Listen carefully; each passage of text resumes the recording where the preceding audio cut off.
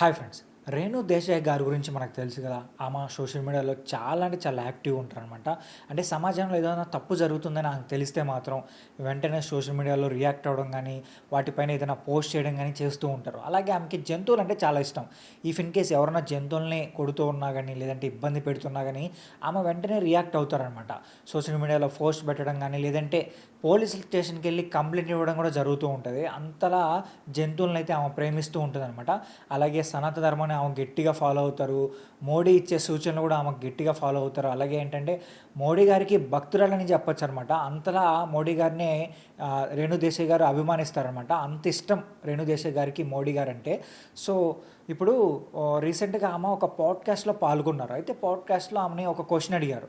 ఒకవేళ మీకు రాజకీయాల్లోకి అవకాశం వస్తే వెళ్తారా, లేదా ఎవరన్నా రాజకీయాల్లోకి మిమ్మల్ని పిలిస్తే మీరేమన్నా ఏదైనా పార్టీలో జాయిన్ అవుతారా అని క్వశ్చన్ అడిగినప్పుడు ఆమె ఏం సమాధానం చెప్పిందంటే, అంటే ఆమె జెన్యున్గానే సమాధానం చెప్పిందని నాకు అనిపిస్తుంది. ఎందుకంటే ఇప్పుడు ఆమెకి ఇష్టం, రాజకీయాలు అంటే ఇష్టం అని చెప్పింది. నాకు చిన్నప్పటి నుంచి రాజకీయాలు అంటే ఇష్టం. నా జాతకంలో అంటే చాలామంది పండితులు కూడా చెప్పారు నా జాతకంలో రాజకీయ ప్రవేశం కూడా ఉందని చెప్పి కొంతమంది అయితే చెప్పారని కూడా ఆమె చెప్పిందనమాట.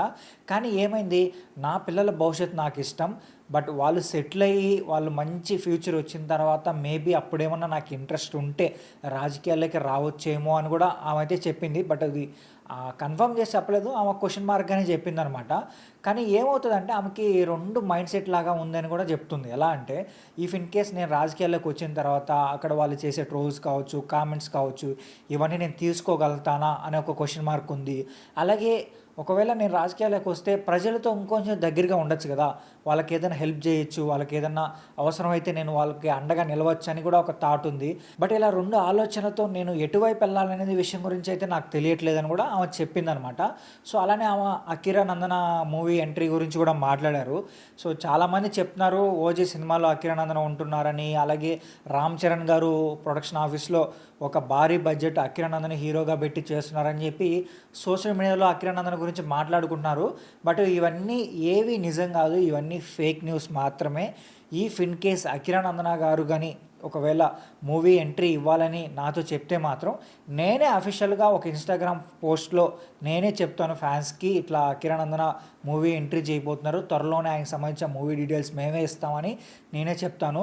బట్ ఇప్పటి వరకు అయితే అలాంటి ఆలోచన అయితే లేవు. కిరణ్ నందన గారు ఇప్పుడు స్టడీస్ పైన కాన్సన్ట్రేషన్ చేశారు. సో ప్రజెంట్ అయితే మూవీ ఎంట్రీ గురించి అయితే మాత్రం ఏమీ మాట్లాడుకోవట్లేదు. ఫ్యూచర్లో ఏమన్నా ఒకవేళ మూవీ ఎంట్రీ చేయాలనుకుంటే మాత్రం మేము మీకు అప్డేట్ ఇస్తామన్నట్టుగా ఆమె అయితే మాట్లాడారనమాట. అలానే రాజకీయాల గురించి ఆమె చెప్పిన విషయాలు అయితే మాత్రం ఫ్యాన్స్ కూడా నచ్చింది. ఎందుకంటే ఇఫ్ ఇన్ కేస్ ఆమె ఇప్పుడు కల్లా రాజకీయాల్లోకి వచ్చిన తర్వాత కూడా ఏమైపోతుందంటే కొంచెం నెగిటివిటీ స్ప్రెడ్ అవుతుంది. ఒకవేళ ఆమె ఏదన్నా కొంచెం రాంగ్గా మాట్లాడినా కానీ, లేదంటే ఎక్కడన్నా కొంచెం తెలిసి తెలియకనా మాట్లాడినా కానీ దాన్ని ఎక్కువగా సోషల్ మీడియాలో నెగిటివిటీ చేస్తారు కాబట్టి అది కొంచెం తీసుకోవడం కష్టం అవుతుంది. సో ఫ్యూచర్లో ఏమైనా చూద్దాం, మరి ఒకవేళ ఆమెకి ఇంట్రెస్ట్ ఉండి రాజకీయాల్లోకి వస్తారో లేదో అనేది. అయితే దీనిపైన మీరేమనుకుంటున్నారు కూడా కింద కామెంట్ చేయండి. అలాగే ఈ వీడియో నచ్చితే మా ఛానల్ సబ్స్క్రైబ్ చేసుకోండి. ఇలాంటి మోర్ ఇంట్రెస్టింగ్ వీడియోస్తో నేను మీ ముందుకు వచ్చేస్తాను.